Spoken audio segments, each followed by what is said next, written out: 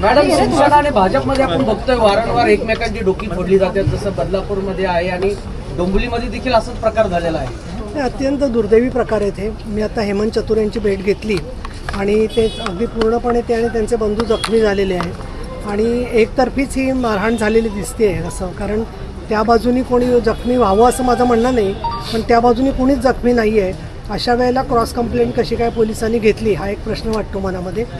आदिवासी समाज असल्यामुळे एखाद्याच घेतलेली असेल, परंतु ती वरिष्ठ स्तरावरती, जिल्हा स्तरावरती आणि स्वतः पोलीस महासंचालक स्तरावरती तपासून घेणं फार गरजेचं आहे.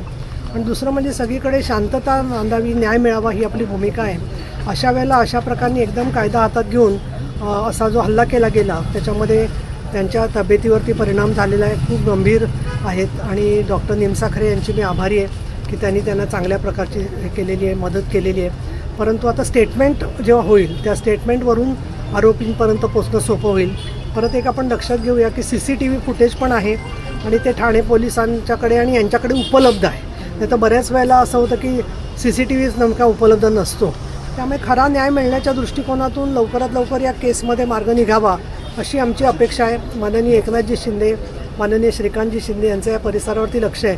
पण तरी वारंवार या ज्या गोष्टी होत आहेत तर त्या मला असं वाटतं की मी नेहमी मांडत आलेली आहे की मतभेद असावेत पण मनभेद होऊ नये.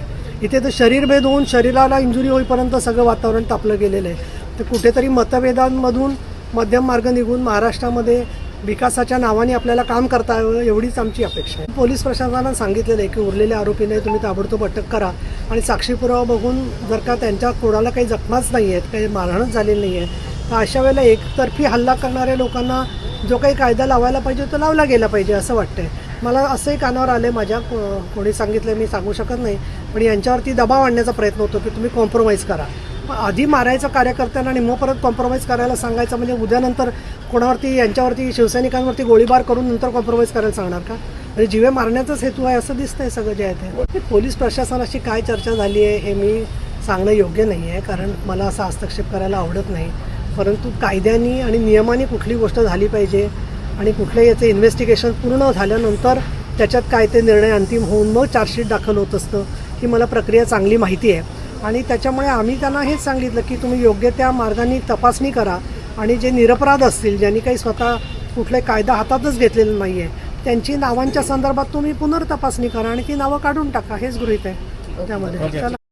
अल्पावधीतच लोकप्रिय झालेला भारताचा बुलंद आवाज आपला Bharat channel subscribe, share, like आणि कमेंट्स करायला विसरू नका.